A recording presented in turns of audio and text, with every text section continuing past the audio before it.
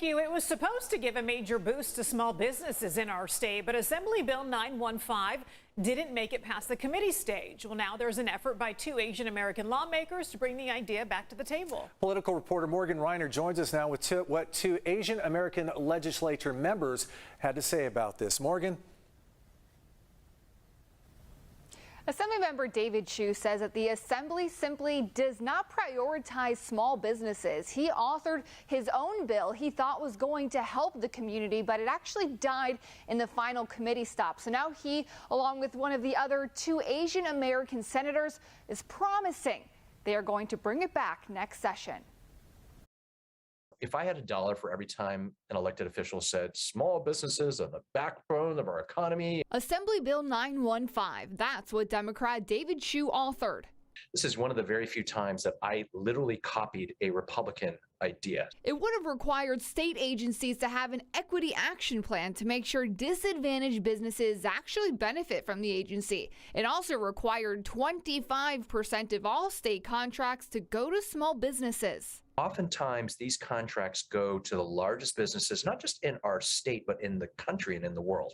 And when you have a budget that is hundreds of billions of dollars, that doesn't completely make sense. And so that led specifically to AB 915. San Francisco's mayor appointed David Chu as city attorney. So Senator Dave Min, as one of only two Asian Americans in the state Senate, promised to bring AB 915 back. Because I think it is very difficult to be a small business in the state, and I think we can try to make it easier. But it's not just state policies they agree need more work. Chu said local governments don't make it easy either.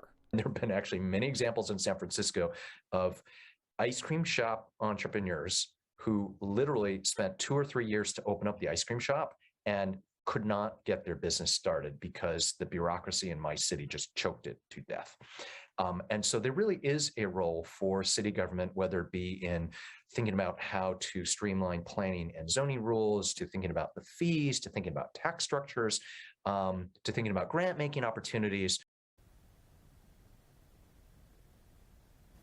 Chu says that he knows different cities have different ways of dealing with minority-owned businesses. So he's calling on the Asian Pacific Chamber of Commerce to cross-check which ones work, which ones don't work, and then push the ones that do work to the forefront.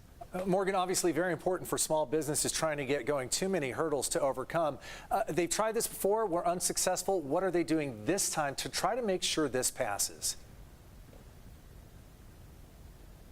Well, the Assembly member's office told me they're not sure what happened, that they wouldn't change anything substantially. They said that the Appropriations Committee it's not transparent. They don't give an explanation as to why something doesn't make it through. It's often described as the place where bills go to die. They said that they already spoke to Assembly members who had issues with that bill and actually added a few amendments to it already to make sure everyone was happy with it. Again, it was bipartisan.